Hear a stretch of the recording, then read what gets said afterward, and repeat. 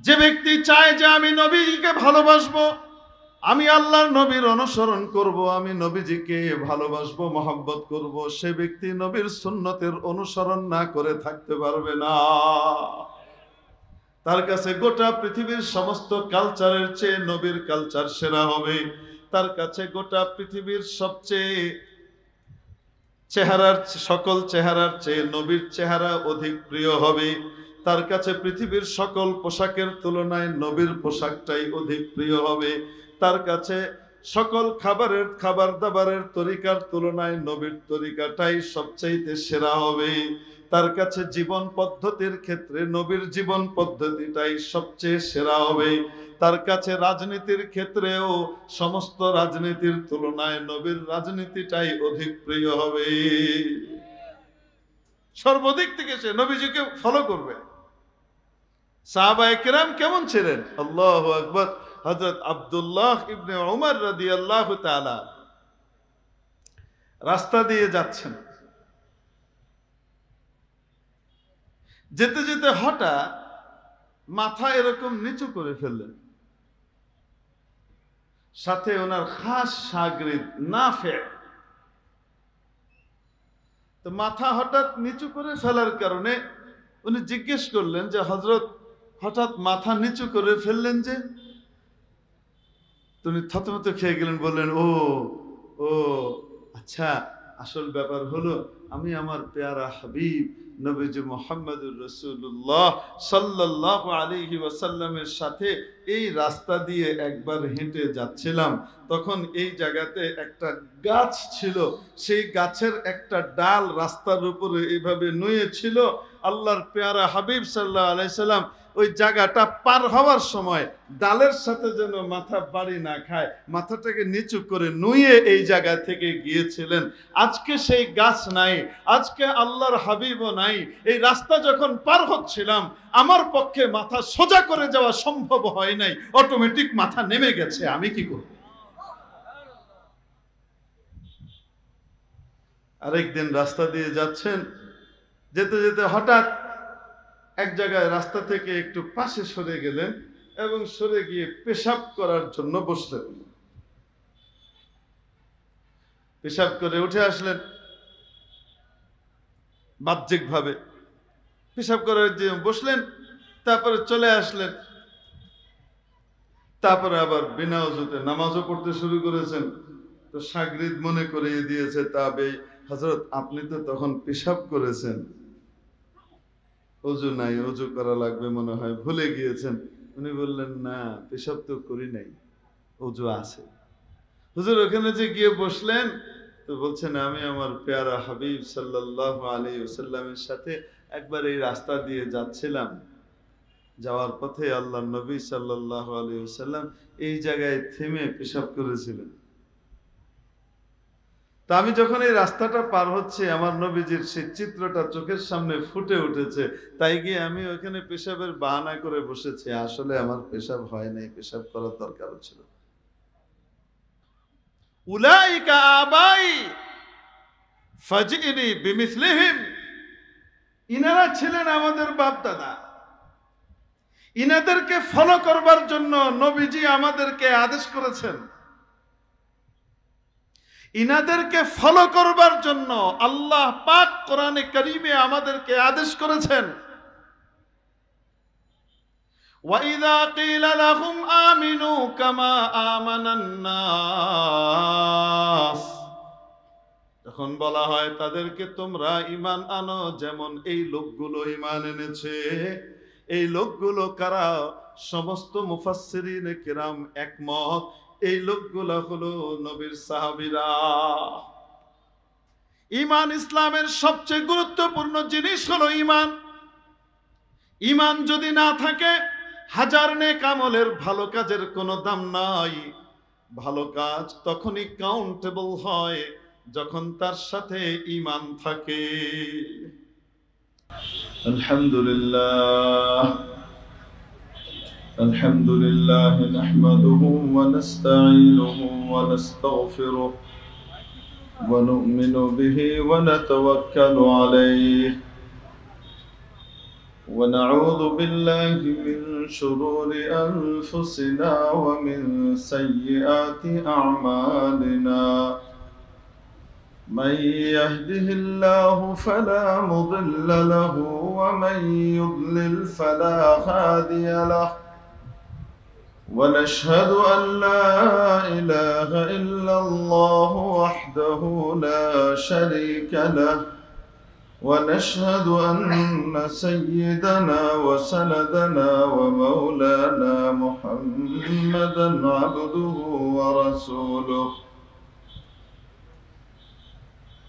أما بعد فأعوذ بالله من الشيطان الرجيم بسم الله الرحمن الرحيم لقد كان لكم في رسول الله أسوة حسنة لمن كان يرجو الله واليوم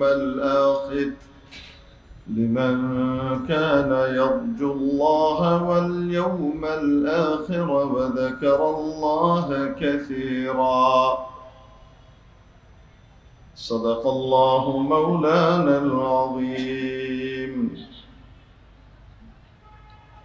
ঐতিহ্যবাহী সিলেট ওয়াইজিন পরিষদ এর উদ্যোগে আয়োজিত আজকের এই 3 দিন ব্যাপী আন্তর্জাতিক সিরাতুন নবী মহাসম্মেলনের সর্বজন শ্রদ্ধেয় মান্যবর সভাপতি মহোদয়, জাতির বিবেক, উম্মতের মাথার মুকুট, ওয়াজিবুল ইহতারাম হাদারাতে উলামায়ে কিরাম, ভবিষ্যৎ ওয়ারাসাতুল আম্বিয়া, আজিজ তালাবা, ধর্মপ্রাণ ধর্মভীরু সর্বস্তরের তাওহীদি জনতা, পর্দার আড়ালের পরম শ্রদ্ধেয়া মা ও বোনেরা,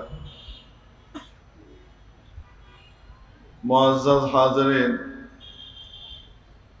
রসুল পাক সাল্লাল্লাহু আলাইহি ওয়াসাল্লামকে আল্লাহ তাবারাকা ওয়া তাআলা পৃথিবীতে পাঠিয়েছেন অনুসরণীয় অনুকরণীয় ব্যক্তিত্ব রূপে। নবীর মহব্বত এবং ভালোবাসা ছাড়া পৃথিবীতে কেউ সুখ, শান্তি, সফলতার মুখ আর চেহারা দেখতে পাবে না। আর যে ব্যক্তি নবীকে ভালোবাসে সে নবীর অনুসরণ করা ছাড়া অন্য কোনো পথে যেতেও পারে না। কেউ নবীজির মহব্বতের দাবি করে আর নবীজিকে ফলো করে না, নবীজির সুন্নতকে পরিত্যাগ করে, ছেড়ে দেয়, তুচ্ছ তাচ্ছিল্য করে আর দাবি করে সে নবীজিকে ভালোবাসে আর নবীজির বিধান পৃথিবীতে বাস্তবায়ন করবে। মিথ্যা কথা, এটা সম্ভব নয়। ইসলামের কথা বলি, সংসদে ইসলামের কোরআনের আলো জ্বালানোর ঘোষণা দিই, ইসলামের ব্যাপারে বড় বড় বাগাড়ম্বরপূর্ণ বক্তব্য দিই, যে মুখ দিয়ে দেয় তার 2 আঙ্গুল নিচের নবীজির সুন্নত ইসলামটা নাই। সেখানে চাটুর চুটুর মার্কা দাড়ি নিয়ে পৃথিবীতে ইসলাম কায়েম করে ফেলবে যদি কেউ বলে, মিথ্যা কথা। তা'সির রাসূল ওয়া আনতা তুযহিরু হুব্বাহু ওয়া হাযা লা'amri ফিল ফি'আলি বাদিউ লাউ কানা হুব্বুকা সাদিকান লা আতা'তাহু ইন্নাল মুহিব্বা লিমান ইউহিব্বু মুতি'উ। তুমি নবীজির বিরোধিতা করো, মুখে বলো ভালোবাসি, আর মহব্বতের প্রকাশও ঘটাও, কিন্তু নবীজির সুন্নাহকে ফলো করো না, নবীজির সুন্নতকে লঙ্ঘন করো। চেহারাটা নবীজির মতো বানাতে ভালো লাগে না, পোশাক আশাক নবীজির মতো বানাতে ভালো লাগে না, খাওয়া দাওয়া চাল চলন উঠা বসা রাজনীতি নবীজির মতো করতেও ভালো লাগে না। আর তুমি বলো আমি নবীজিকে ভালোবাসি, মিথ্যা কথা, মিথ্যা কথা। ওয়াহাদা লা'আমরি ফিল ফিআলি বাদিউ লাউ কানা হুব্বুকা সাদিকান লা আতা'তাহু। যদি তোমার ভালোবাসা সত্যিই হতো, আর সত্যি যদি তুমি নবীজিকে ভালোবাসতে, তাহলে অবশ্যই তার অনুকরণ করতে। কারণ হলো ইন্নাল মুহিব্বা লিমান ইউহিব্বু মুতিউ। যে যাকে ভালোবাসে সে তাকে ফলো করে, সে তাকে ফলো করা ছাড়া টিকতে পারে না, অটোমেটিক ফলো করে। সে চিন্তাও করতে পারে না যে আমি আসলে ফলো করছি, আমি ভালোবাসি তাই ফলো করছি, এরকম নয়। ভালোবাসা যখন, মহব্বত যখন দিলের ভিতরে কারো ঢুকে যায়, অটোমেটিক্যালি সে তার ফলো করতে থাকে, অবচেতন ভাবেই করতে থাকে।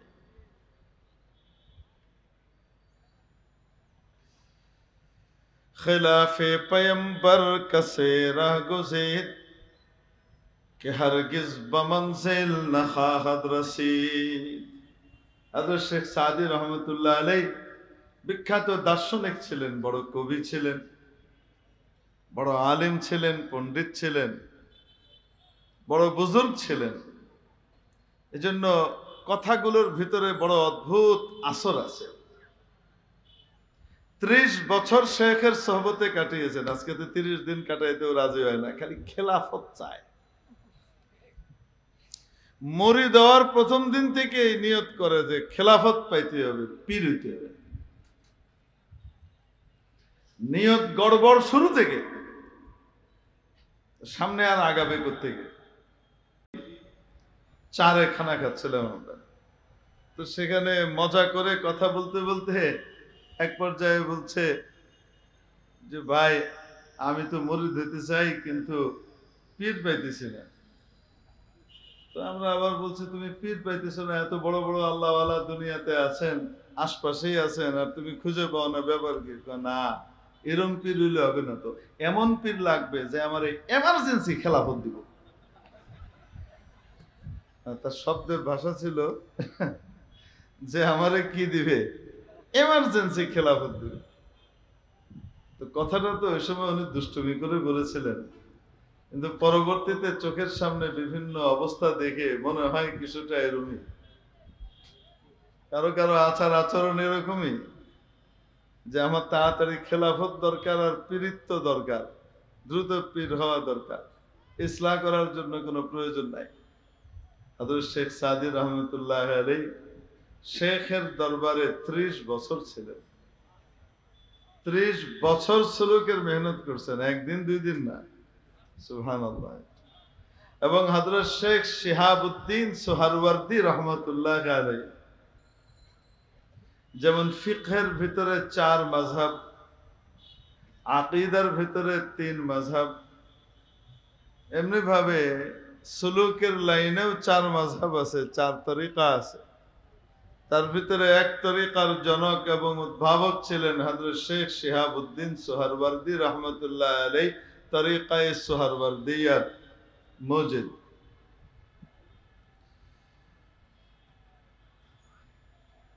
ওনার কাছ থেকে যেদিন খেলাফত পান, 30 বছর মেহনত করার পর যেদিন ইজাজত পান, উনি বলেন যে হযরত আমাকে খেলাফত দিয়েছিলেন নৌকার উপরে। তখন আমরা স্থলভাগে ছিলাম না, জলভাগে সফরে ছিলাম। আর নৌকার মধ্যে আমাকে খেলাফত আর ইজাজত দিয়ে বলেছিলেন, সাদী এতদিন মেহনত করে যা অর্জন করেছো সব বহাল থাকবে যদি দুটো জিনিস ধরে রাখতে পারো। আর যদি দুটো জিনিস ধরে রাখতে না পারো, যা অর্জন করেছো সেটা চলে যাবে, ওটা থাকবে না। তা আমি কি তোমাকে সেই দুটো জিনিসের কথা বলবো? তো হযরত সাদী রহমতুল্লাহ আলাইহি সেই দুটো নসিহতকে, যেহেতু বড় কবিও ছিলেন, কাব্যের ভাষায় বর্ণনা করেছেন। ইয়েকে আকে বর খৈর খুদ বিমাবাস, দিগর আকে বর গৈর বদ বিমাবাস। সাদি, তোমার মধ্যে যদি কোনো গুণাবলী, কোনো বৈশিষ্ট্য ভালো কিছু থেকে থাকে, কখনো সেটার দিকে ফিরেও তাকাবা না। ভালো কিছু যদি থেকে থাকে সেটা কার দেওয়া? তাহলে ক্রেডিট কার? সব তো আল্লাহর দেওয়া। অতএব ক্রেডিট আল্লাহর। তোমার এখানে নিজের কিছু নাই, নিজের ভালোর দিকে দেখবা না। ইয়েকে আকে বর খৈর খুদ বিমাবাস, দিগর আকে বর গৈর বদ বিমাবাস। দ্বিতীয় হলো, অন্যের দিকে তাকিয়ে অন্যের দোষ ত্রুটি দেখে নিজের চোখ নষ্ট করো না। নিজের দোষ দেখবা, অন্যের গুণ দেখবা। যে ব্যক্তি নিজের দোষ দেখে, অন্যের গুণ দেখে, তার সাথে লড়াই ঝগড়া অন্যদের হয় না। 75% ঝগড়া এমনি শেষ। পৃথিবীতে যদি সবাই অন্যের গুণ দেখতে থাকতো আর নিজের ত্রুটিগুলাকে দেখে দেখে সংশোধন করতে থাকতো, তাহলে পৃথিবী শান্তির নিড়ে পরিণত হতো। হযরত শেখ শিহাবুদ্দিন সোহরাওয়ার্দী রহমাতুল্লাহ আলাইহির এই নসিহত, এটা নিজের থেকে নয়, এটা সরওয়ারে কায়নাত নবীজি মুহাম্মদুর রাসূলুল্লাহ সাল্লাল্লাহু আলাইহি ওয়াসাল্লামের বিশেষ এক শিক্ষা। হযরত উকবা ইবনে আমির রাদিয়াল্লাহু তাআলা আনহু নবীজির প্রিয় সাহাবী, উনি বলেন, নবীজি সাল্লাল্লাহু আলাইহি ওয়াসাল্লামকে জিজ্ঞেস করলাম, মান নাজাতু ইয়া রাসূলুল্লাহ, মুক্তির উপায় কি, বাঁচবার উপায় কি? দুনিয়া আখিরাতে মুক্তি পেয়ে যাব, বেঁচে যাব কোন প্রক্রিয়ায়? নবীজি সাল্লাল্লাহু আলাইহি ওয়াসাল্লাম তিনটে নসিহত করলেন, তিনটা ওষুধ বলে দিলেন। এই ওষুধগুলো ব্যবহার করো, অশান্তি থেকে মুক্তি পেয়ে যাবা, বেঁচে যাবা, অশান্তির রোগ স্পর্শ করবে না, দুনিয়া আখিরাতে বেঁচে যাবা। তার মধ্যে তৃতীয় যে নসিহতটা ছিল সেটা ছিল ওয়াবিকি আলা খাতিআতিক, নিজের গুনাহগুলো দেখে কান্নাকাটি করো, নিজের গুনাহ দেখে কাঁদো, অন্যের গুনার দিকে তাকিও না, নিজের গুনার দিকে তাকাও। এজন্য বলেছিলাম হযরত সাদি রহমাতুল্লাহ আলাইহি যেমন বড় দার্শনিক ছিলেন, বড় বুজুর্গ ছিলেন, বড় পরিব্রাজক ছিলেন, অনেক বড় একজন কবিও ছিলেন, বড় আল্লাহওয়ালা ছিলেন, মুতাসাউফ বুজুর্গ ছিলেন। ফলশ্রুতিতে ওনার কাব্যের দ্বারা লাখো মানুষের হেদায়েত হয়েছে, লাখো মানুষ দুনিয়া আখিরাতে মুক্তি পাবার দিশা খুঁজে পেয়েছে।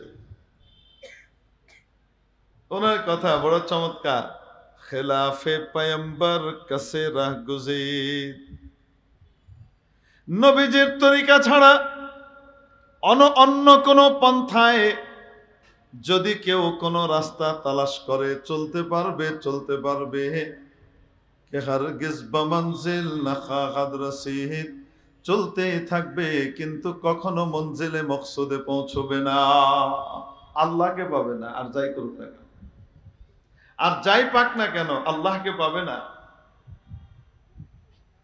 জন্য বলছিলাম যে যাকে ভালোবাসে সে তাকে ফলো করে, ফলো করা ছাড়া সে টিকতে পারে না, অটোমেটিক ফলো করে। যখন আমি জামিয়া ইসলামিয়া দারুল উলুম মাদানী নগর মাদ্রাসায় পড়ালেখা করি, ছাত্র, যেহেতু মাদ্রাসা মসজিদে তারাবির নামাজের জিম্মাদারিও ছিল, তাই ওই সময় কি বলা যায়, শিবহু ইমাম বলা যায় না, কিছু কিছু ইমামতের একটা সম্মান পাই। এলাকার যে সমস্ত মুরব্বিয়ানে কেরাম এবং সমবয়সী বা একটু বড় বা ছোট ছিল, তারা একটা আলাদা সম্মান করত। তারাবি পড়ে পিছনে।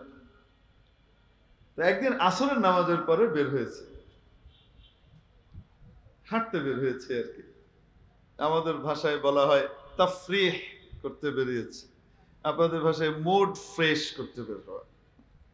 সিলেটের মানুষ তো সেকেন্ড লন্ডন, তাই না? তারা ইংরেজি শব্দ বলেও বেশি, বোঝেও বেশি। আমি তো ইংরেজি পারিও না, বুঝিও টুঝিও না, বেকার টাইপের মানুষ। বাংলাও ঠিক মতো পারি না, আরবি তো পারিই না। তো মুড ফ্রেশ করতে বেরিয়েছে, একটু হাঁটতে বেরিয়েছি। মাগরিবের পরে যেহেতু আবার তাকরার শুরু হবে, তো হাঁটতে হাঁটতে সাথে এলাকার দুই একজন আছেন, আমাদের মাদ্রাসার তালিবে ইলম ভাইও আছেন দুই একজন। হঠাৎ দেখি কিছু ছেলে পেলে আসছে উঠতি বয়সের, এবং দেখে বোঝা যায় যে কলেজ পড়ুয়া বা মাত্র ইন্টারমিডিয়েট পার হচ্ছে, ফার্স্ট ইয়ার বা সেকেন্ড ইয়ারে আছে, এরকম বোঝা যায়। মাথা বেল, সবার মাথা কি টাক টাক বেল। তো বেল মাথা দেখে আমার কাছে খুব মানে বিস্ময়কর ঠেকলো বিষয়টি। কারণ আমাদেরকে মাদ্রাসাতে আমাদের আসাতেজায়ে কেরাম কিছুদিন পর পর কুল্লু বেল এরকম একটা আদেশ জারি করতেন, সব বেল করতে হবে, মাথা চেঁচে ফেলতে হবে। চুল রাখার 3টা তরিকা ইসলামে অনুমোদিত। 1 নম্বর সুন্নত বাবড়ি, ঝাঁকড়া চুল, নিম্নে কানের লতি পর্যন্ত, সর্বোচ্চ কাঁধ পর্যন্ত ওয়াফরা। নবীজি সাল্লাল্লাহু আলাইহি সাল্লামের চুল এবং অধিকাংশ সাহাবায়ে কেরামের চুল এটাই ছিল, এখান থেকে নিয়ে এই পর্যন্ত ঝাঁকড়া চুল। তবে ফিতনার আন্দেশা যদি না থাকে দাড়ি উঠার পরে, কোন আমল কিভাবে করতে হবে সেটাও ফুকাহায়ে কেরামের কাছ থেকে শিখতে হবে, না শিখলে আবার ঝামেলা হবে। 2 নম্বর তরিকা হলো যেটা নবী করিম সাল্লাল্লাহু আলাইহি সাল্লাম কখনো কখনো করেছেন, যেমন হজের সময় করেছেন, উমরার সময় করেছেন, মাথা একেবারে চেঁচে ফেলেছেন। আবার কোন কোন সাহাবী প্রায়ই করতেন, যেমন হযরত আলী কাররামাল্লাহু ওয়াজহাহু করতেন এবং বলতেন যে ইন্নামা আদাইতু রাসি, কিন্তু বিশেষ প্রয়োজনে উনিও চুল চেঁচে রাখতেন, এটাকে হালক বলে। এটাও একটা তরিকা। 1 নম্বর তরিকা বাবড়ি, 2 নম্বর তরিকা বলেন চুল চেঁচে রাখা। প্রথমটা 1 নম্বর সুন্নত, দ্বিতীয়টা 2 নম্বর সুন্নত। 3 নম্বর তরিকা যেটা জায়েজ এবং বৈধ, সেটা হলো গোটা মাথার চুল সমান করে ফেলা, কোথাও উঁচু কোথাও নিচু, ছোট আর বড় করে, ইহুদি নাসারার চুলের কাটিং এর সাথে সাদৃশ্য না রাখা, এটা হলো জায়েজ, বৈধ। কোন সাহাবী বা নবীজি করেছেন এরকম রিওয়ায়াত আমাদের কাছে নাই, কিন্তু জায়েজ, বৈধ, যতক্ষণ পর্যন্ত তাশাব্বু বিল গায়র না হয়। আমাদের মাদ্রাসাগুলোর ভিতরে সাধারণত চুলের ক্ষেত্রে যে নিয়মটা বাধ্যতামূলক হয় একটা পর্যায় পর্যন্ত, সেটা হলো দ্বিতীয় সুন্নতটা, অর্থাৎ বেল। আর বেল করতে আমাদের যে কষ্ট হতো রে ভাই, মনটা একদম ছিঁড়ে যেত। মানে নফস খুশি অলরেডি ছোটবেলা থেকে শুরু হয়ে যায় কওমি মাদ্রাসাতে বেল করো। আর সবচেয়ে খারাপ লাগতো কি, বেলটা করার আদেশ আসতো যে সময় মাদ্রাসাটা ছুটি হবে না তার সপ্তাহখানিক আগে। এটার কি হিকমত তখন বুঝে আসতো না। যদি মাসখানিক আগে বেল করাতো আর ছুটিটার সময় কিছুটা চুল বড় বড় হয়েছে, মাথায় একটু সুন্দর সুন্দর লাগছে, তো তাহলে অত কষ্ট হয়তো লাগতো না। ঠিক ছুটির সপ্তাহখানিক 1.5 সপ্তাহ আগে যখন বেল করানো হতো তখন করতে খুব কষ্ট লাগতো, কিন্তু কেন করাতেন এটা তখন তো বুঝতাম না। বড় হওয়ার পরে আল্লাহ পাক বুঝবার তৌফিক দান করেছেন। কারণ এক একজন তালিবে ইলম, এক একজন ছাত্র পৃথিবীর অমূল্য রত্ন, পৃথিবীর অমূল্য সম্পদ। এই তালিবে ইলম যদি সামনে আগাতে পারে নবীর ওয়ারিস হবে। একজন নবীর ওয়ারিস মানে লাখো মানুষের হেদায়েতের প্রতীক। শয়তানের কোমর ভেঙে যাবে। তো যার কাছে সম্পদ বেশি থাকে তার উপরে ডাকাত আর চোরের দৃষ্টিও বেশি থাকে, চোরের হামলাও বেশি হয়। আরে ফকির ফকিরনির বাড়িতে চোর ঢুকে দরজা খুলে থুয়ে দিছে, সালার চট ঝুলতেছে, দরজা হাত করে খুলে রাখলেও চোর ওইনে ঢুকে না। কেন? নাই কিছু। যেই বাড়িতে কিছু আছে সেই বাড়ির প্রতি চোরেরও অনেক নজর থাকে, অনেক ফিকির থাকে, প্ল্যান থাকে। আমার আপনার ঈমান আমলের চোরের নাম হলো শয়তান। এই তালিবে ইলম বাচ্চা ভবিষ্যতে আলেম হলে কত বড় অ্যাসেট হবে পৃথিবীর। কারণ এক একজন আলিম এক একজন ওয়ারিসে নবী, এবং হবু ওয়ারিসে নবী তালিবে ইলম আসমান থেকে জমিনবাসীর জন্য রিজিকের ফয়সালা করায়, আসমান থেকে রিজিক নামায়। চারটিখানি কথা না। সুবহানাল্লাহ। হেদায়েতের দরজা উন্মুক্ত করে। এই সম্পদের উপরে শয়তানের দৃষ্টিও বেশি থাকে। অতএব এ যেন ভবিষ্যতে কামিয়াব হতে না পারে, তার উপরে হামলার যত প্রকার আছে সবগুলাই শয়তান অ্যাপ্লাই করে। তার মধ্যে জঘন্য রকমের যে হামলা সেটা হলো নারী জাতীয় ফিতনা। এখন একটা বাচ্চা যখন উঠতি বয়সী বাচ্চা বাড়িতে যাবে আর চুল টুল ঠিকঠাক মতো আছে, তার উপরে তালতো বোন, খালতো বোন, চাচাতো বোন, ফুফাতো বোন, cousin, first cousin, second cousin, আশপাশের অনেককেই শয়তান লেলায় দেয়। তাদের দিলের ভিতরে শয়তান অগাধ ভালোবাসা তৈরি করে। সেই প্রেম আর ভালোবাসার বহিঃপ্রকাশ এই ছেলের সামনে যখন ঘটতে থাকে তখন একটা বাচ্চার পক্ষে নিজেকে নিয়ন্ত্রণ করা খুব সহজ না, অনেক কঠিন। স্পেশালি বাইরের পরিবেশে। তো আমাদের আসাতেজা একরাম বড় রহম করে দয়া করে আমাদেরকে এই হামলা থেকে বাঁচাই দিতেন বেল করবার মাধ্যমে। কারণ মেয়ে ছেলেরা আর যারাই ভালোবাসো কোনো টাইক্কারে ভালোবাসবে না। গাঞ্জা টাক মাথা দেখলে এমনি বাগবে। তো শয়তানের বিশাল হামলা। এই রাস্তা বন্ধ হয়ে যেত কিসের কারণে? এই বেল করার কারণে। হুজুর রাম করে ধরে দিত বেল ফিরে, কিন্তু তখন খুব কষ্ট লাগতো আসলে কেন বেল করাই। বেলটাই যদি করতে হবে তো 1 মাস আগে কেন করাইলো না? 3 সপ্তাহ আগে করাতো তো তাহলে কিছু কিছু টুকটাক চুল টুল তো উঠতো। আসলে তো দেখতে ভালো লাগে না বেল করলে। ভালো লাগে নাকি? খুব ভালো লাগে না। চুল থাকলে ভালো লাগে। প্রিয় উপস্থিতি, যখন আমরা বের হয়ে হাঁটছি তো হঠাৎ দেখি বিপরীত থেকে যে ছেলেগুলো আসছে, বোঝাই যাচ্ছে এরা হয় কলেজে মাত্র ঢুকেছে, inter first year second year অথবা অনার্স শুরু করেছে, এরকম মাথা বেল। তো আমি তো আনন্দে উদ্বেলিত হয়ে গেছে, একেবারে বিগলিত হয়ে গেলাম, খুশিতে গদগদ হয়ে পাশে যারা আছে এদেরকে বলছি আল্লাহু আকবার, মাশাআল্লাহ, এই কঠিন সুন্নতের উপরে আমল এখন কলেজের ছেলেরা শুরু করে দিছে। আল্লাহু আকবার।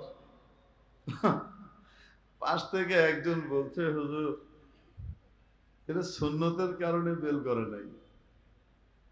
তো আমি বললাম তাহলে কেন বেল করছে? একজন তো না, কয়েকজন করছে। হুজুর এনারা হলেন ব্রাজিল দলের সাপোর্টার এবং ওনাদের স্ট্রাইকারের নাম হলো রোনাল্ডো।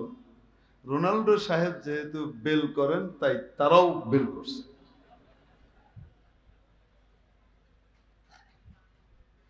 এই যে ছেলেগুলো বেল করেছে, আমার বলার যে উদ্দেশ্য সেটা হলো এই কটু আর কঠিন জিনিসটা, এই অদ্ভুত কিম্ভূতকার এই চেহারাটা বানাতেও তাদের আপত্তি হয় নাই। কেন?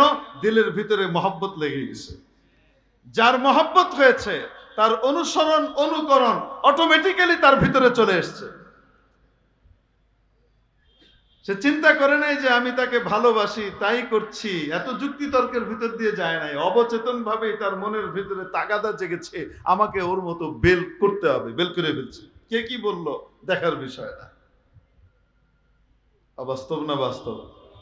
অতএব যে ব্যক্তি দাবি করে, যে ব্যক্তি চায় যে আমি নবীকে ভালোবাসবো, আমি আল্লাহর নবীর অনুসরণ করব, আমি নবীজিকে ভালোবাসবো, মহব্বত করব, সে ব্যক্তি নবীর সুন্নতের অনুসরণ না করে থাকতে পারবে না। তার কাছে গোটা পৃথিবীর সমস্ত কালচারের চেয়ে নবীর কালচার সেরা হবে। তার কাছে গোটা পৃথিবীর সবচেয়ে সকল চেহারার চেয়ে নবীর চেহারা অধিক প্রিয় হবে। তার কাছে পৃথিবীর সকল পোশাকের তুলনায় নবীর পোশাকটাই অধিক প্রিয় হবে। তার কাছে সকল খাবার দাবারের তরিকার তুলনায় নবীর তরিকাটাই সবচাইতে সেরা হবে। তার কাছে জীবন পদ্ধতির ক্ষেত্রে নবীর জীবন পদ্ধতিটাই সবচেয়ে সেরা হবে। তার কাছে রাজনীতির ক্ষেত্রেও সমস্ত রাজনীতির তুলনায় নবীর রাজনীতিটাই অধিক প্রিয় হবে। সর্বদিক থেকে সে নবীজিকে ফলো করবে। সাহাবায়ে কেরাম কেমন ছিলেন? আল্লাহু আকবার। হযরত আব্দুল্লাহ ইবনে উমর রাদিয়াল্লাহু তাআলা রাস্তা দিয়ে যাচ্ছেন, যেতে যেতে হঠাৎ মাথা এরকম নিচু করে ফেললেন। সাথে ওনার খাস শাগরিদ নাফে। তো মাথা হঠাৎ নিচু করে ফেলার কারণে উনি জিজ্ঞেস করলেন যে হযরত হঠাৎ মাথা নিচু করে ফেললেন যে? তুমি থতমত খেয়ে গেলেন, বললেন ও ও আচ্ছা, আসল ব্যাপার হলো আমি আমার পেয়ারা হাবিব নবীজি মুহাম্মদুর রাসূলুল্লাহ সাল্লাল্লাহু আলাইহি ওয়াসাল্লামের সাথে এই রাস্তা দিয়ে একবার হেঁটে যাচ্ছিলাম, তখন এই জায়গাতে একটা গাছ ছিল, সেই গাছের একটা ডাল রাস্তার উপরে এইভাবে নুয়ে ছিল। আল্লাহর পেয়ারা হাবিব সাল্লাল্লাহু আলাইহি সাল্লাম ওই জায়গাটা পার হওয়ার সময় ডালের সাথে যেন মাথা বাড়ি না খায়, মাথাটাকে নিচু করে নুয়ে এই জায়গা থেকে গিয়েছিলেন। আজকে সেই গাছ নাই, আজকে আল্লাহর হাবিবও নাই। এই রাস্তা যখন পার হচ্ছিলাম আমার পক্ষে মাথা সোজা করে যাওয়া সম্ভব হয় নাই, অটোমেটিক মাথা নেমে গেছে, আমি কি করব? আরেকদিন রাস্তা দিয়ে যাচ্ছেন, যেতে যেতে হঠাৎ এক জায়গায় রাস্তা থেকে একটু পাশে সরে গেলেন এবং সরে গিয়ে পেশাব করার জন্য বসলেন। পেশাব করে উঠে আসলেন, বাহ্যিকভাবে পেশাব করে যে বসলেন, তারপরে চলে আসলেন, তারপরে আবার বিনা ওযুতে নামাজও পড়তে শুরু করেছেন। তো শাগরিদ মনে করিয়ে দিয়েছে, তবে হযরত আপনি তো তখন পেশাব করেছেন, ওযু নাই, ওযু করা লাগবে মনে হয়, ভুলে গিয়েছেন। উনি বললেন না, পেশাব তো করি নাই, ওযু আছে। হুজুর ওখানে যে গিয়ে বসলেন, তো বলছেন আমি আমার পেয়ারা হাবিব সাল্লাল্লাহু আলাইহি ওয়াসাল্লামের সাথে একবার এই রাস্তা দিয়ে যাচ্ছিলাম, যাওয়ার পথে আল্লাহর নবী সাল্লাল্লাহু আলাইহি ওয়াসাল্লাম এই জায়গায় থেমে পেশাব করেছিলেন। তা আমি যখন এই রাস্তাটা পার হচ্ছে আমার নবীজির সেই চিত্রটা চোখের সামনে ফুটে উঠেছে, তাই গিয়ে আমি ওখানে পেশাবের বাহানা করে বসেছি। আসলে আমার পেশাব হয় নাই, পেশাব করার দরকার ছিল। উলাইকা আবাই ফাজিনি বিমিসলিহিম, ইনারা ছিলেন আমাদের বাপ দাদা, ইনাদেরকে ফলো করবার জন্য নবীজি আমাদেরকে আদেশ করেছেন। ইনাদেরকে ফলো করবার জন্য আল্লাহ পাক কোরআনে কারীমে আমাদেরকে আদেশ করেছেন, وَإِذَا قِيلَ لَهُمْ آمِنُوا كَمَا آمَنَ النَّاسُ, যখন বলা হয় তাদেরকে তোমরা ঈমান আনো যেমন এই লোকগুলো ঈমান এনেছে। এই লোকগুলো কারা? সমস্ত মুফাসসিরিনে কিরাম একমত, এই লোকগুলো হলো নবীর সাহাবীরা। ঈমান ইসলামের সবচেয়ে গুরুত্বপূর্ণ জিনিস হলো ঈমান। ঈমান যদি না থাকে, হাজার নেক আমলের ভালো কাজের কোনো দাম নাই। ভালো কাজ তখনই কাউন্টেবল হয় যখন তার সাথে ঈমান থাকে। ঈমান ছাড়া নেক আমল গ্রহণযোগ্য নয়। ঈমানের উদাহরণ সংখ্যার মতো, আমলের উদাহরণ শূন্যের মতো। লক্ষ লক্ষ শূন্য, বাদিকে কোনো সংখ্যা নাই, দাম আছে তো? কি বলেন, দাম আছে না? আবর্জনা, আবর্জনা, ভ্যালুলেস, কোনো দাম নাই। অথচ একটা সংখ্যা বসানোর পর তারপরে যদি শূন্য লাগতে থাকে, এক এক শূন্যতে 10 গুণ করে মান বাড়ে, ঠিক কিনা? এক পাশে একটা শূন্য বসাইলে সাথে সাথে কত? 10। আরেকটা শূন্য বসালে 10 10 100। আরেকটা শূন্য বসালেন কত হবে? 1000। আরেকটা শূন্য বসালেন কত হবে? 10,000। মান বাড়তেই থাকবে। শূন্যের মান তখন হবে যখন আগে একটা সংখ্যা থাকবে। সংখ্যা ছাড়া যেমন শূন্যের দাম নাই, ঈমান ছাড়া তেমন আমলের দাম নাই। ঈমান হলো ইসলামের সবচেয়ে গুরুত্বপূর্ণ ভিত। তাঁবুর মধ্যবর্তী খুঁটি, ওটা যদি না থাকে তাঁবুই হবে না।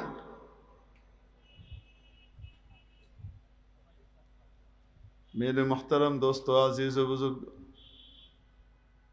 এই ঈমানের মতো গুরুত্বপূর্ণ বিষয়ে সাহাবায়ে কেরামকে মেয়ারে হক বলেছেন আল্লাহ রাব্বুল আলামিন, তাদেরকে মাপকাঠি বানিয়েছেন। وَإِذَا قِيلَ لَهُمْ آمِنُوا كَمَا آمَنَ النَّاسُ,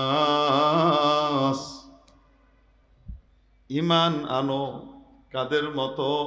যেমন এই সমস্ত লোকেরা ঈমান এনেছে।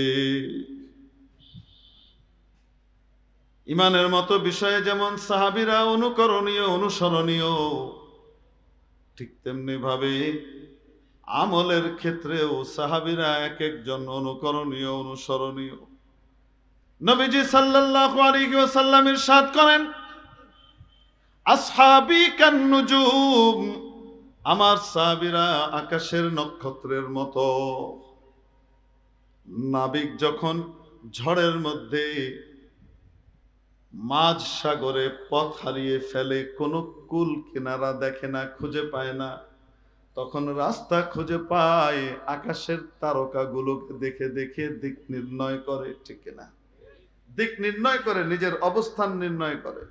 এই নেভিগেশনটা পায় আকাশের তারা থেকে। তারাকে ফলো করে যেমনি ভাবে পথহারা নাবিক তার রাস্তা খুঁজে নেয়, ঠিক তেমনি ভাবে আমার সাহাবীরা প্রত্যেকেই আকাশের নক্ষত্রের মতো। আমার যেই সাহাবীর সাথে তোমার রুচি মিলে, তুমি সেই সাহাবীকেই ফলো করো, হিদায়াত পেয়ে যাবা। বিআইহিম ইক্তাদাইতুম ইহতাদাইতুম, কার বাণী? নবীজির বাণী। অথচ সাহাবায়ে কেরামকে সত্যের মাপকাঠি মানতে আমাদের অনেকেই রাজি নাই। আল্লাহ পাক হিদায়াত দান করে, সহিহ বুঝ দান করে। এই ভুল পথে চালাইতে পারলে তো শয়তান কামিয়াব। সাহাবায়ে কেরামের উপরে যদি অনাস্থা তৈরি করা যায়, তাহলে সাহাবীদের মাধ্যমেই সর্বপ্রথম আমরা কোরআন পেয়েছি। এটা কোরআনের আয়াত সর্বপ্রথম বহন করেছেন নবীজির পরে আমাদের কাছে নিয়ে এসেছেন কে? সাহাবীরা। তাদের সামনে কোরআন নাজিল হয়েছে, তারা দেখেছেন চোখের সামনে ইয়ানজিলু আলাইহিল ওয়াহী, নবীজির উপরে ওহী নাজিল হচ্ছে, দেখেছেন ওনারা চোখের সামনে। অবাস্তব না বাস্তব? নবীজির হাদিসগুলো আমাদেরকে প্রথম বর্ণনা করেছেন কারা? সাহাবীরা। যদি তাদের ব্যাপারে অনাস্থা তৈরি করা যায় তাহলে গোটা দ্বীন এবং ইসলামের মূলে কুঠারাঘাত করা যাবে, গোটা ইসলামের মূলের ভিতরে আঘাত করে ফেলে ইসলামকে দুর্বল করে ফেলা যাবে। এজন্য আহলুস সুন্নাহ ওয়াল জামাতের আকীদা আস-সাহাবাতু কুল্লুহুম আদুল, সমস্ত সাহাবীরা আদেল। এজন্য মুহাদ্দিসিনে কিরাম যখন হাদিসের রাবীদের আলোচনা করেন তো এই রাবীরা কে কোন স্তরের এটার ব্যাপারে মন্তব্য খুঁজেন। ইমাম বুখারী পর্যন্ত নবীজির হাদিস এসে যে পৌঁছেছে, নবীজির ইন্তেকালের ওয়াফাতের 184 বছর পরে ইমাম বুখারীর জন্ম। কত বছর পরে? 184 বছর পরে ইমাম বুখারীর জন্ম রাহিমাহুল্লাহ। তাহলে হাদিসগুলো যেগুলো লিখেছেন নবীজির কাছ থেকে সরাসরি শুনেই তো লিখেছেন, না মাঝখানে মাধ্যম আছে? ওনার উস্তাদ, তার উস্তাদ, তার উস্তাদ, তার উস্তাদ, তারপর সাহাবী, তারপরে নবী, ঠিক কিনা? এই যে উস্তাদদের ধারাবাহিকতা, এটাকে বলে সনদ। কি বলে? আর এক এক ধাপ এক এক উস্তাদকে বলা হয় রাবী। এই পুরা সনদের ভিতরে যদি একজন রাবীর স্মরণ শক্তি দুর্বল হয়, সবার স্মরণ শক্তি মজবুত, এ প্লাস ক্যাটাগরির, একজনের শুধু এ মাইনাস ক্যাটাগরির বা বি প্লাস ক্যাটাগরির, এতটুকুর কারণে এই হাদিসকে জয়ীফ বলে দেয়া হয়। সনদের দৃষ্টিতে জয়ীফ, কারণ উনি ঠিক মতো মনে রাখতে পেরেছেন কিনা, সঠিকভাবে আগের থেকে নিয়ে পরে পৌঁছাতে পেরেছেন কিনা একটু সন্দেহ হয়ে গেছে। এই তো, কিন্তু সনদের প্রত্যেক রাবী যদি এ ক্যাটাগরির হয়, মজবুত হয়, তো তাহলে এই হাদিসকে কি বলে? সহি। মানে বাংলা সহি না। বাংলা সহির বিপরীত হলো ভুল আর গলত। বাংলা সহির বিপরীতটা কি? এটা সহি মানে শুদ্ধ, আর সহির বিপরীতটা কি? অশুদ্ধ, ভুল। এখানে যে মুহাদ্দিসিনে কিরাম সহি বলেন হাদিসের ক্ষেত্রে, এটা বাংলা সহি না, এটা পারিভাষিক সহি। এটা তাদের কাছে হাদিসের যে বিভিন্ন ক্যাটাগরি আছে, সেই ক্যাটাগরির ভিতরে একটা ক্যাটাগরির নাম কি? সহি। এটার বিপরীত অশুদ্ধ আর ভুল নয়। সহি কাকে বলে? মা রাওয়াহু আদলুন তাম্মুদ যাবত মুত্তাসিলাস সানাদ গায়রা মুআল্লালিন ওয়ালা শায। এই 5 বৈশিষ্ট্য যে হাদিসের ভিতরে পাওয়া যায়, সেই হাদিসকে কি বলে? সহি বলে।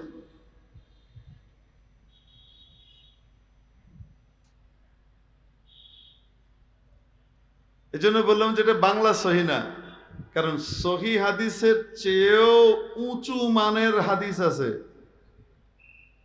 সহি হাদিস কিন্তু খবরে ওয়াহিদ, সমস্ত রাবী সিকা, কিন্তু খবরে ওয়াহিদ।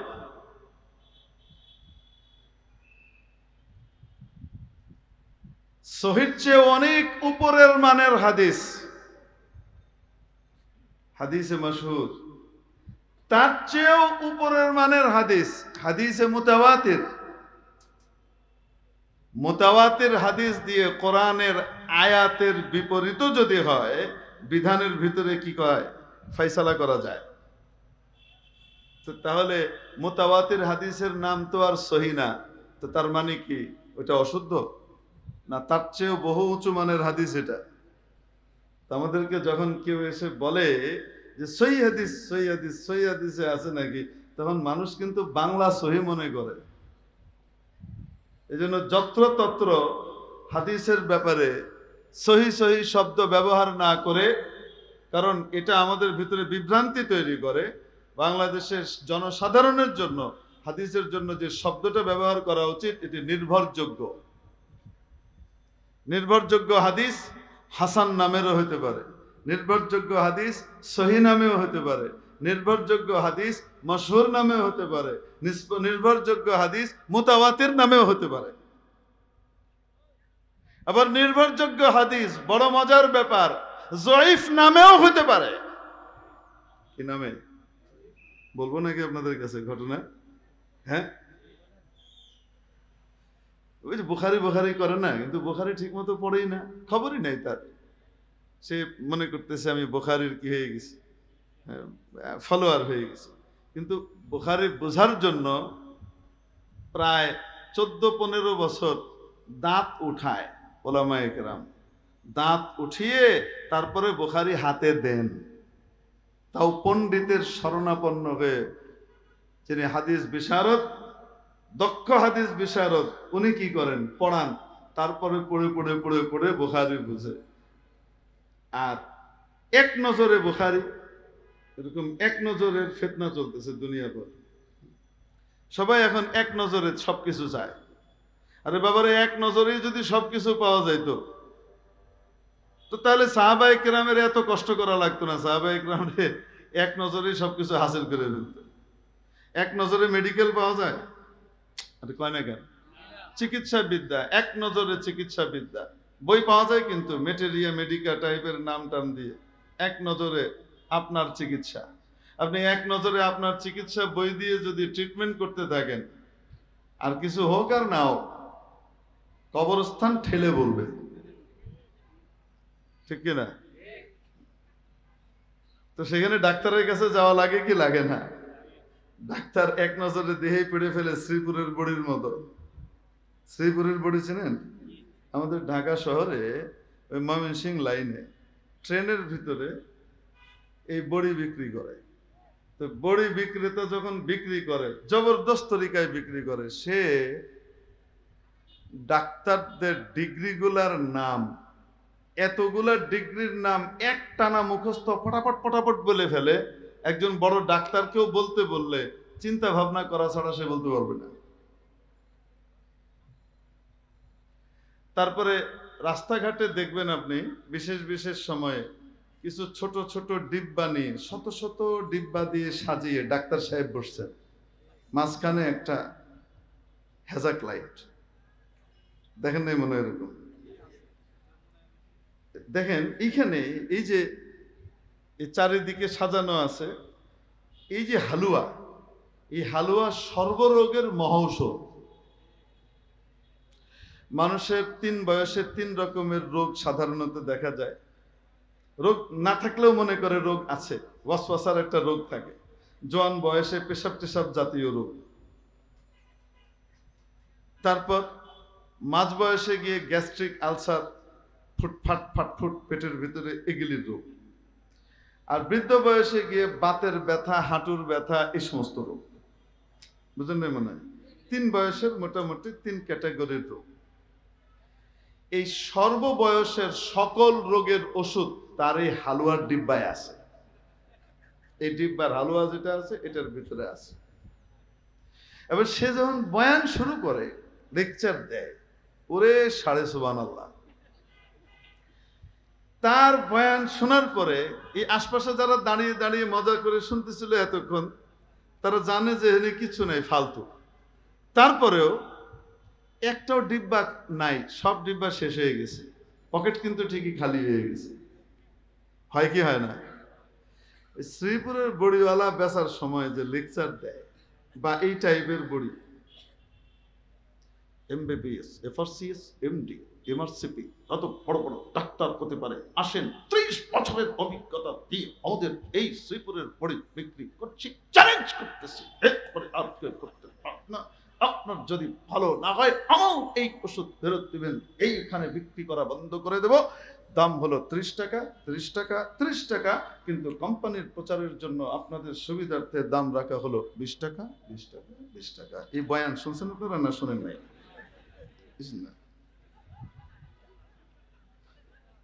আমি কিন্তু খুব ভালো একজন শ্রোতা, এবং কোনো জায়গাতে বসলে যে যেটা বলে এটা একদম হুবহু আমি আত্মস্থ করতে পারি আল্লাহর রহমতে। আল্লাহ শুকর, এটা আল্লাহর রহমত।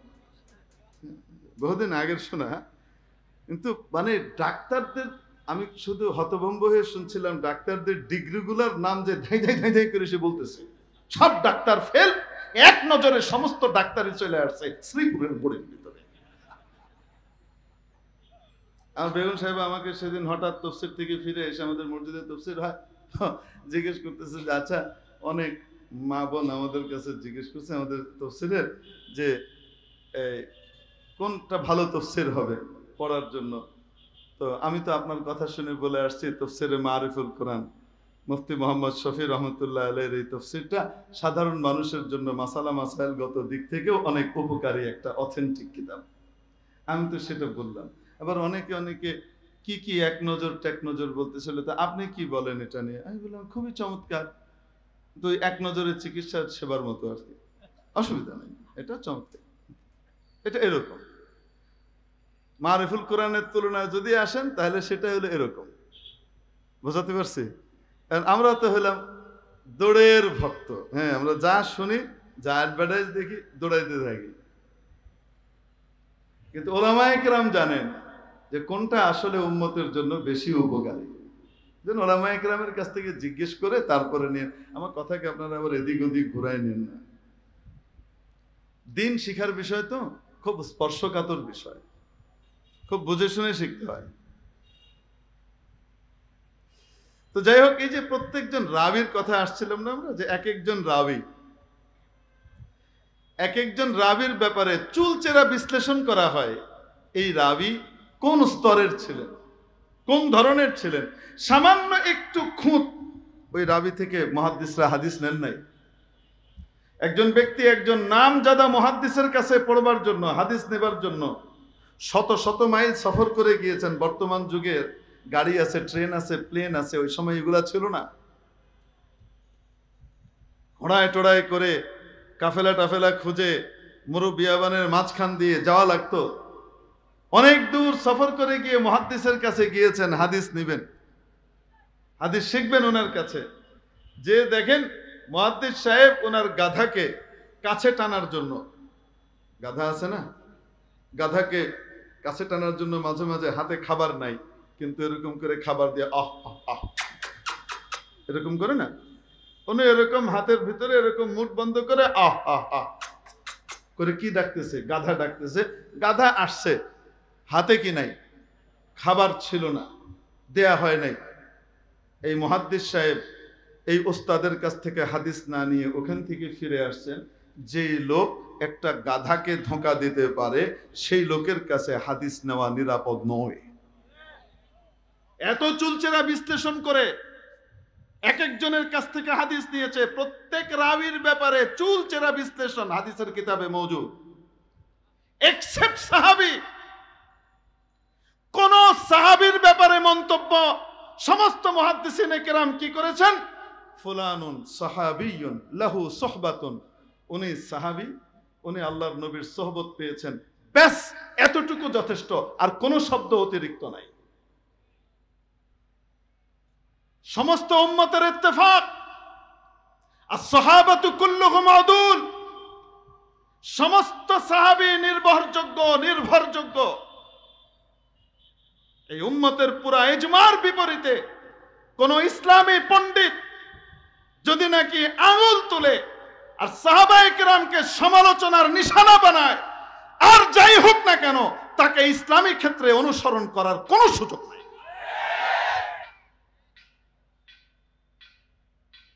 মেরে মুহতারাম দোস্ত,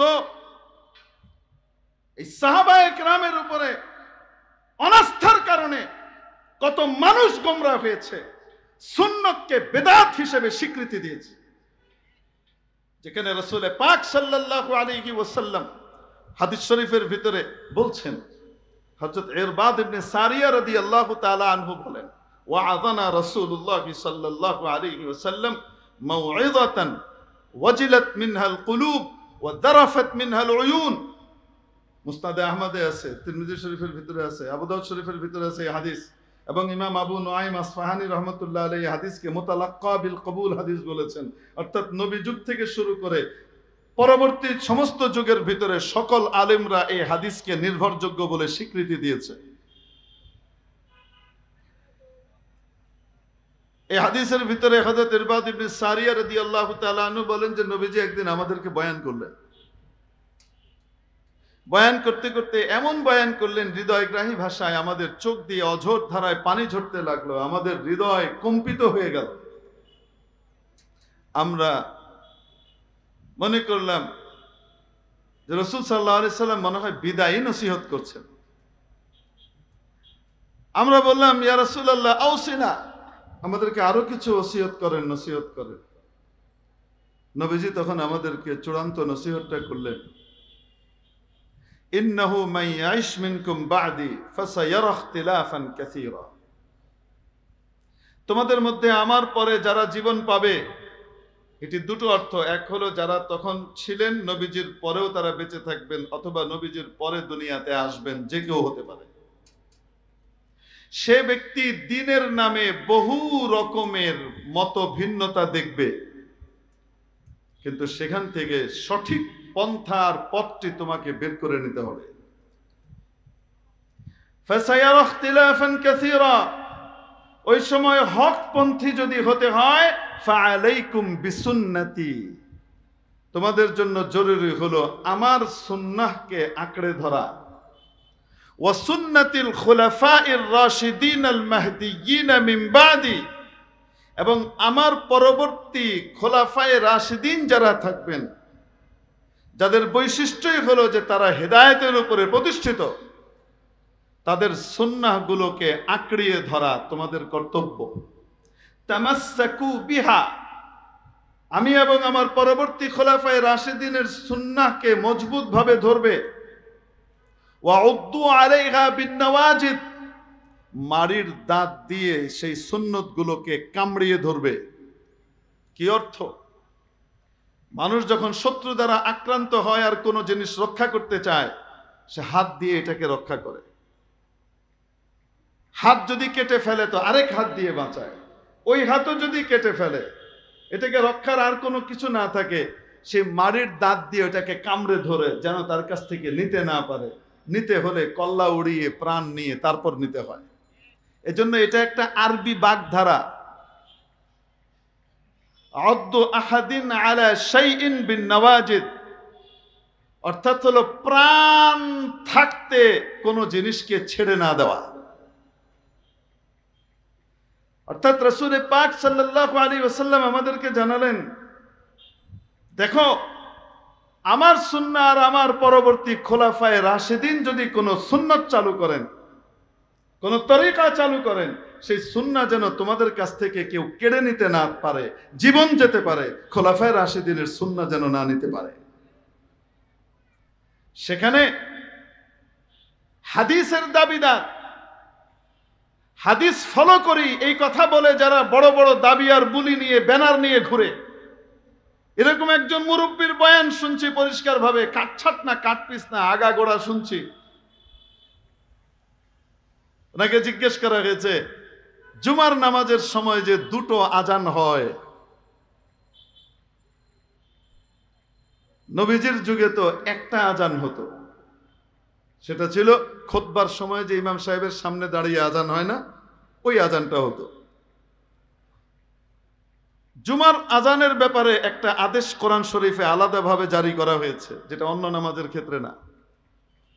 ইয়া আইয়ুহাল্লাযীনা আমানু ইযা নুদিয়া লিস-সালাতি মিন ইয়াউমিল জুমআতি ফাসআউ ইলা যিকরিল্লাহি ওয়া যারুল বাই'।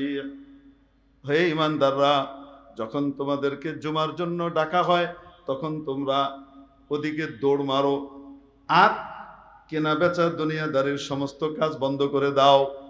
এজন্য জুমার আজানের পরে কোন রকমের কেনা বেচা মাকরুহে তাহরিমি, হারামের কাছাকাছি গুনাহ, এটা কোরআনের আদেশের লঙ্ঘন। এই আজানটা কোনটা হতো?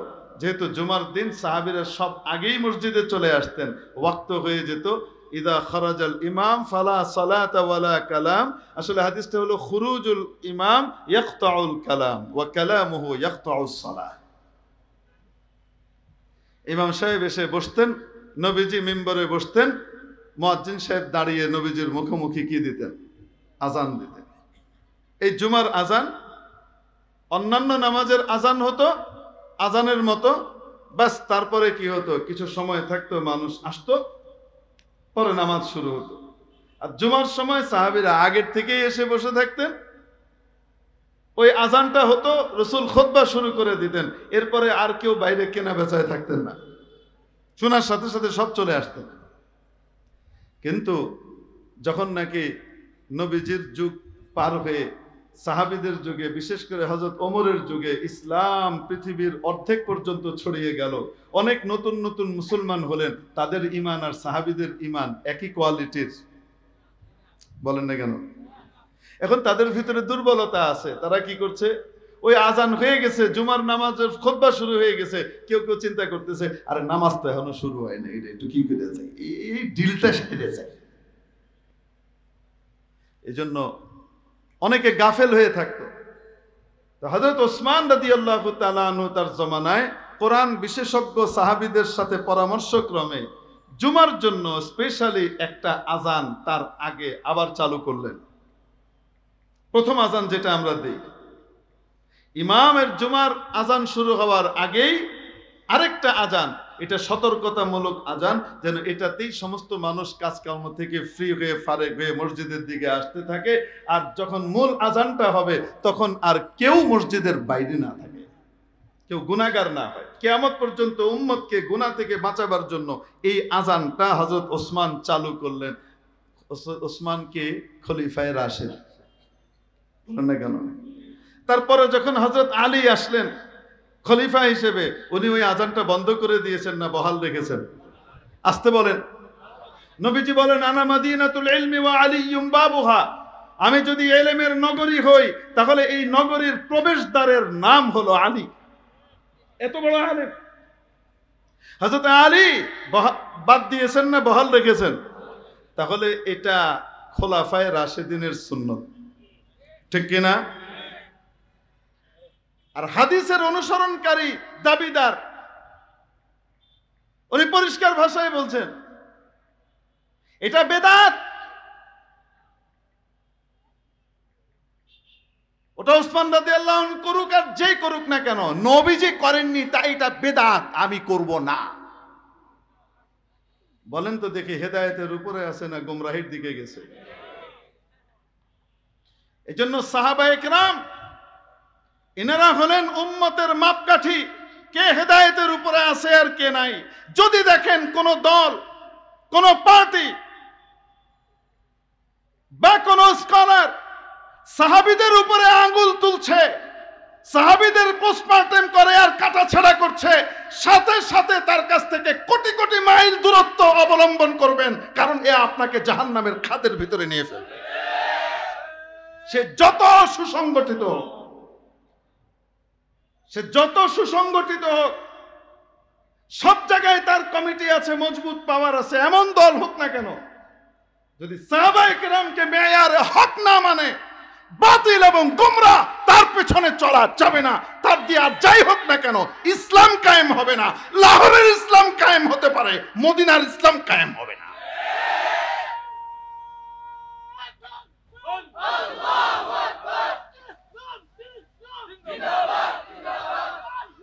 মেরে মুহতারাম দোস্ত আজিজ বুজুর্গ, এজন্য বলছিলাম নবীজির প্রকৃত অনুসরণ ছাড়া নবীজির মহব্বত পাওয়া সম্ভব নয়। নবীজিকে ভালোবাসি, এটার দলিল হলো আমি নবীজির প্রকৃত অনুসরণ করি, ঠিক কিনা? আমি নবীজিকে ভালোবাসি, এটার দলিল হলো আমি নবীজিকে পরিপূর্ণ অনুসরণ করি। সাহাবায়ে কেরামের মধ্যে নবীজির অনুসরণ এই রকম ছিল। উলাইকা আবাই ফাজিনি বিমিসলিহিম ইযা জামাআতনা ইয়া জারিরুল মাজামিউ।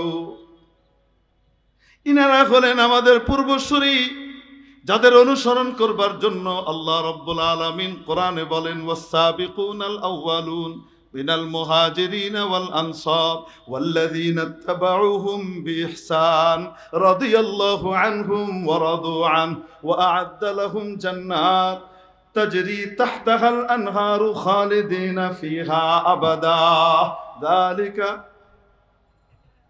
সুবহানাল্লাহ। আল্লাহ পাক আমাদেরকে পরিপূর্ণভাবে নবীজিকে অনুসরণ করবার তৌফিক দান করেন।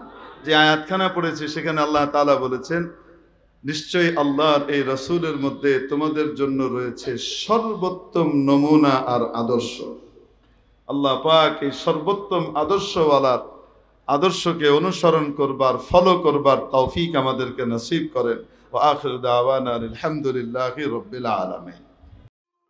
কোরআন হাদিসের আলোকে আলিম উলামাদের নিয়ে বিভিন্ন ইসলামিক অনুষ্ঠানমালা দেখুন ইসলামের কথার পর্দায়।